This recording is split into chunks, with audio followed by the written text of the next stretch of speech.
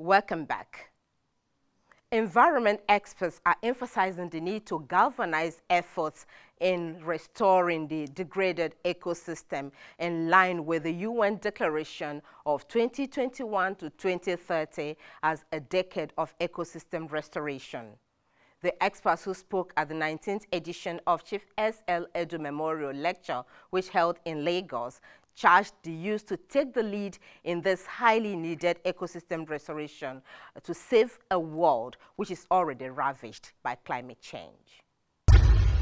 Another opportunity for mobilizing action towards saving our world by salvaging it from total destruction. It was a gathering of environmentalists, conservationists, and over 2,000 youths for the 19th edition of Chief S.L. Edu Memorial Lecture.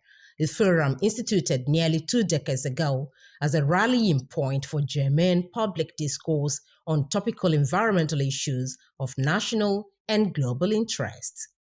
This year, the event focused on youths as drivers of the UN Decade of Ecosystem Restoration and the need for individual and collective actions to recreate man's relationship with the planet. We deliberately chose this day to focus on the role of youths in environmental stewardship and environmental conservation. More than people of my generation and older, I think the youths get it. They get the environmental message, and much more than some of us, and they are doing things about it.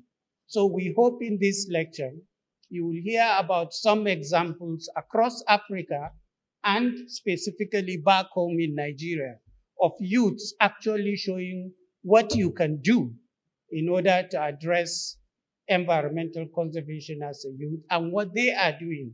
We are moved to tears at the level of degradation, the loss of wetlands, desertification, fast disappearing forests, and of course, the poor arithmetic that prevails in our country today, where some people think that what we could do when there were only 20 million Nigerians, we can still be doing when there are 210 million Nigerians, and we've not added space.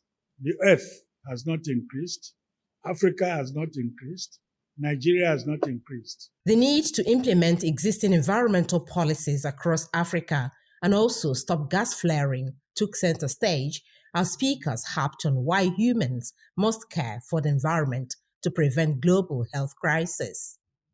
This year's topic is very important to us because we seem to have severed our relationship with the ecosystem, with the earth, and with the planet. We are plundering and polluting our natural resources, treating our planet as a dumping ground for plastic and other waste. It has been projected, and it was shown in a video earlier, that we could lose up to 1 million species in the next few decades if we don't act now. In Africa, we have a lot of great policies. We also have strategic plans that we continue to adopt, but implementation on the ground is not happening as it should be. And this is due to a lot of reasons. Some of them that are very sad because they need us to call leaders for accountability. Some of them is a governance issue.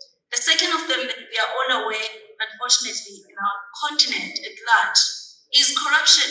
The topic for this year's lecture, Youth and Ecosystem Restoration, is very apt as it seeks to discuss the recovery of the ecosystems that have been degraded or destroyed, as well as the conservation of ecosystems that are still intact through youth engagement.